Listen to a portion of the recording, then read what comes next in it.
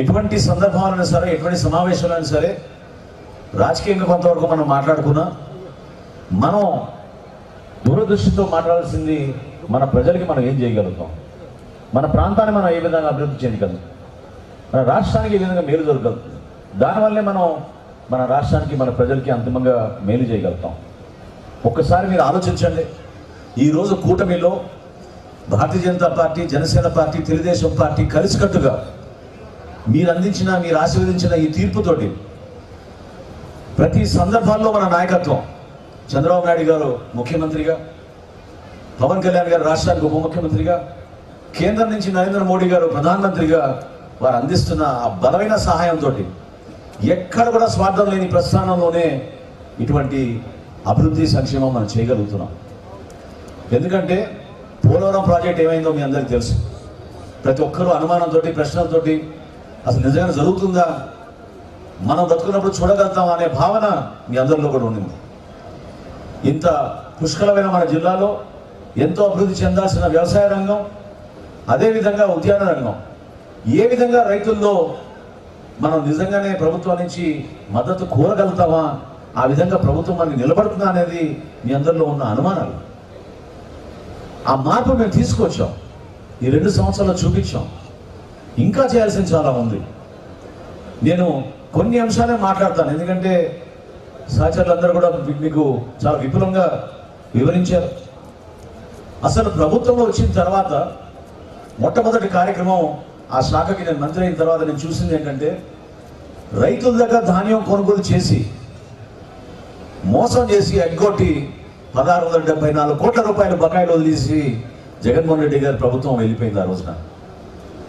అందులో మీరు ఆశ్చర్యపోతారు, 434 కోట్ల రూపాయలు మన ఏలూరు జిల్లాకు సంబంధించిన రైతాంగం మీద, 1674 కోట్ల రూపాయలు మన కూటమి ప్రభుత్వం రాగానే చంద్రబాబు నాయుడు గారు అన్ని ఆర్థిక ఇబ్బందుల్లో కూడా మనం దీనికి ప్రాధాన్యత ఇద్దాం, ఏదో విధంగా మనం డబ్బు తీసుకొచ్చి రైతాంగానికి అప్పచెప్తామంటే నెల రోజుల్లోనే ఒక అద్భుతమైన కార్యక్రమం మన మొట్టమొదటి మన రాష్ట్రంలో ఏర్పాటు చేసి, మన ఏలూరు నగరంలో ఏర్పాటు చేసి రైతాంగానికి వాళ్ళ ఖాతాల్లోకి మనం ఆ రోజు డబ్బులు జమ చేసాం. ఆ రోజు నుంచి ఈ రోజు వరకు రైతే మనకి ప్రాధాన్యత. రైతు వల్లే మనం నడవగలుగుతాం, రైతు వల్లే మనం జీవించగలుగుతాం. అభివృద్ధి అనేది ఖచ్చితంగా కేవలం పరిశ్రమలకే పరిమితం కాదు, వ్యవసాయ రంగంలో కూడా అభివృద్ధి జరుగుతుంది అనేది మనం చేసి చూపించగలుగుతున్నాం మన జిల్లాలో. ఒక్కసారి మీరు ఈ లెక్కలు వినాలి. ఎందుకంటే వాళ్ళు సభలు పెడుతున్నారు, ఉపన్యాసాలు ఇస్తున్నారు, మరొకసారి మోసం చేయడానికి కోసం ప్రజల్లోకి తప్పుడు సమాచారం తీసుకెళ్తున్నారు.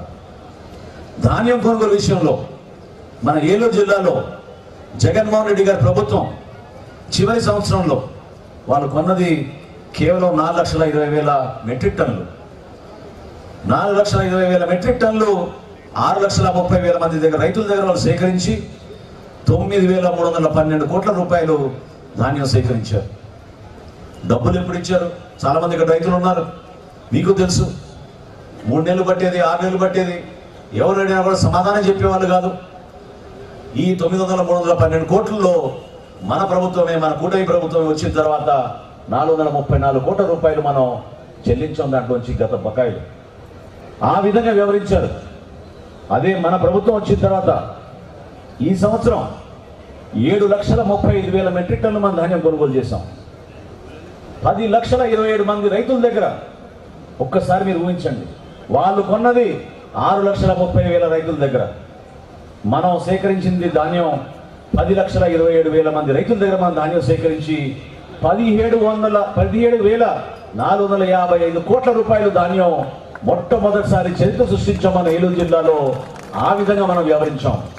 ఈ 17,455 కోట్ల రూపాయల్లో 94% 24 గంటల్లోనే మనం డబ్బులు చెల్లించాం. ఎంత వ్యత్యాసమో మీరు చూడండి. 9,000 కోట్లు ఎక్కడ, 17,000 కోట్లు ఎక్కడ. ఇందాక సోదరుడు పాసాది గారు చెప్పారు, రమ్మనండి ఎక్కడికైనా సరే, ఏ వేదికైనా సరే ఛాలెంజ్ చేస్తాం, మేము డిబేట్ చేద్దామని. ఇట్లా లెక్కలు పెట్టుకుని ఏం మాట్లాడగలుగుతారు వాళ్ళు? దేనికోసం రాజకీయం? కేవలం వాళ్ళ స్వలాభం కోసం, ప్రజల్ని రెచ్చగొట్టడం కోసం, సమాజంలో విపరీతమైన మనస్పర్ధలు తీసుకురావడానికి కోసం వాళ్ళు చేస్తున్న ప్రయత్నాల్ని మీరందరూ కూడా గమనించాలి.